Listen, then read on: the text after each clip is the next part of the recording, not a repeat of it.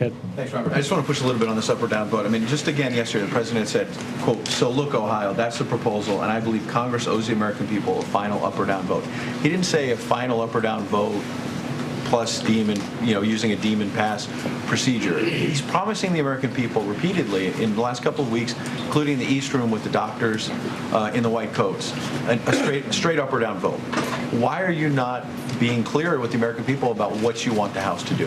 Ed, we're being clear. We're being clear with the people of the United States and with Congress that there's going to be a vote this week, and you're going to know how people are, where they stand on health care. But it may not be a vote on the actual legislation. Again, this I think is a legislative process game that people play. Again, let me just Why won't Democrats go on the record about this legislation? Let me just make this point.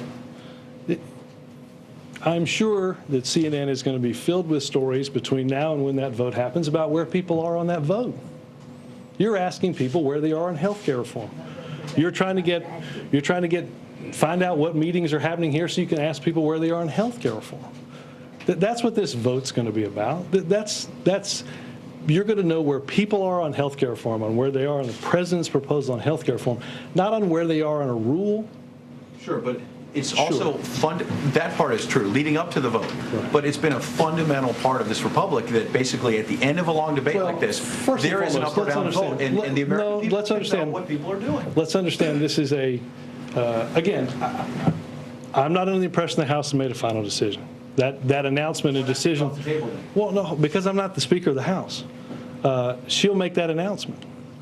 She'll make that decision. But understand, Ed, again, we hear the same process arguments from the same people that used very similar arguments on their side of this in many previous Congresses. So again, it's a little bit like reconciliation. I was against it before I was for it, and now you point out that it's the weight of your arguments are so much on the right side of history. Why not just go before the American people and say, here's an up or down vote on legislation? I don't think you're going to. I don't think when you go out into the public next week after the legislation passes and ask people how they feel about their congressman's vote, you're going to be asking them how they feel about their congressman or congresswoman's vote on health care reform. That's what you're going to be asking them, because that's what this vote's about.